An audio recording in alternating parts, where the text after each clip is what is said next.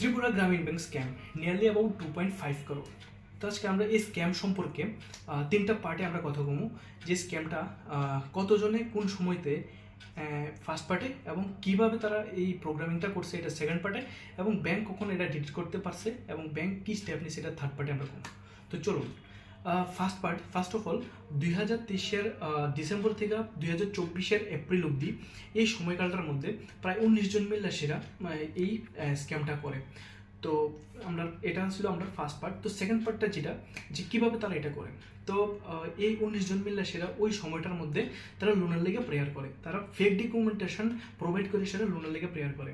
আর এই ফেক ডকুমেন্টেশনের মধ্যে উল্লেখযোগ্য যেগুলো ডকুমেন্ট ছিল প্যান কার্ড আর তারা পে স্লিপ, এই সমস্ত ডকুমেন্টগুলো ফেক তারা প্রোভাইড করে, এবং এমনকি এই সমস্ত ফেক ডকুমেন্টেশন তারা ভেরিফিকেশন করে সেটা লোন পাসও করায় নেয়। কিন্তু সোর্স অনুযায়ী যে খবরটা, যে এই সমস্ত ভেরিফিকেশনের পেছনে ব্যাংক ম্যানেজার খুদ নিজে যুক্ত ছিল, এটা ছিল আমরা সেকেন্ড পার্ট। তো থার্ড পার্টের মধ্যে যেভাবে ব্যাংক কোন সময়টা ডিলিট করতে পারে। তো ফার্স্ট টাইম 2024-এ ব্যাংক যখন তারা একটা ইন্টারনাল অডিট করে, তখন তারা দেখতে পায় যে ফেক স্যালারি স্লিপ এবং ফেক প্যান কার্ড দিয়ে সেটা লোনের প্রেয়ার করা হয়েছিল এবং সেই লোন পাস করানো হয়ে গেছে অলরেডি।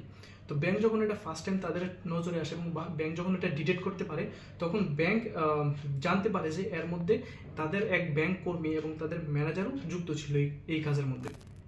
তো এই অনুযায়ী সেটা তারা কী করে, 2024-এ যেহেতু এটা ডিটেক্ট হয়, তখন তারা প্রায় 18 মাস পরে গিয়ে সেটা এই 17 নভেম্বর 2025-এ একটা এফআইআর রেজিস্টার করে এনসিসি থানায় 19 জন অ্যাকিউজডের নামে। কিন্তু ওই এফআইআরের মধ্যে কোনো তার ব্যাংক কর্মীর নাম বা ওই ম্যানেজার, যে পার্টিকুলার ম্যানেজার এটা যুক্ত ছিল, পার্টিকুলার ম্যানেজারকে তারা বরখাস্ত করে, কিন্তু ওই ম্যানেজারের নাম তারা এফআইআর রেজিস্টার করেনি।